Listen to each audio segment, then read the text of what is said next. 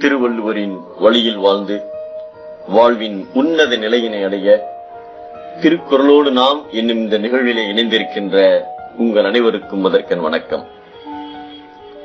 திருக்குறள் எண் 411, அதிகாரம் கேள்வி. ஒரு முனிவரின் அழகான குடிலுக்குள் ஒரு இளைஞன் மிக ஆவலோடு உள்ளே நுழைந்தான். தியானம் கலைந்து முனிவர் அந்த இளைஞனிடம் வந்த காரணம் பற்றி வினவ, சுவாமி, நான் நிறைய படித்திருக்கிறேன், எனக்கு எல்லாம் தெரியும். தியானம் செய்தால் நல்லது என்கிறார்கள். எனவே எவ்வளவு சுலபமாக வேகமாக தியானத்தை பற்றி கற்றுத்தர முடியுமோ அப்படி கற்றுக்கொள்ள ஆசைப்படுகிறேன் என்றார். முனிவர் முதலில் அவ்விளைஞனுக்கு ஒரு கூடையில் பருக நீர் தந்தார். பருக முடிந்ததும், குழந்தாய், அஷ்டாங்க யோகத்தின் 8 படிநிலைகள் உண்டு. இயமம், நியமம், ஆசனம், பிராணாயாமம், பிரத்யாகாரம், தாரணை, தியானம் மற்றும் சமாதி என விளக்க ஆரம்பித்தார். சுவாமி, அந்த நிலைகள் பற்றியெல்லாம் எனக்கு நிறைய தெரியும், எனக்கு தியானம் மட்டும் சொல்லிக் கொடுங்கள் என்றார்.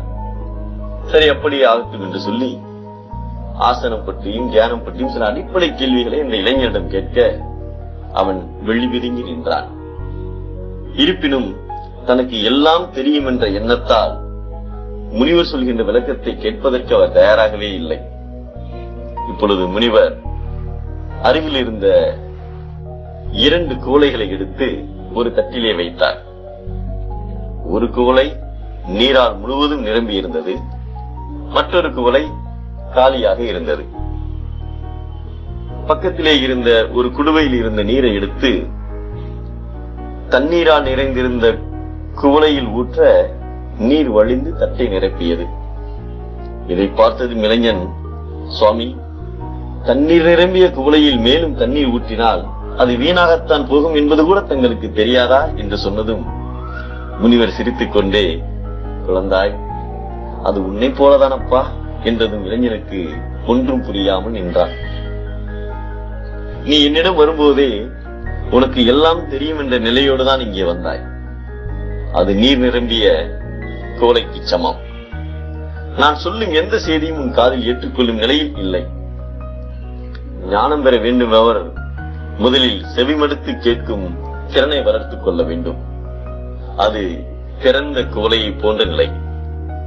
அப்பொழுதுதான் செவிகளால் ஏதும் ஞானம் மூளையினை அடையும் என்றார்.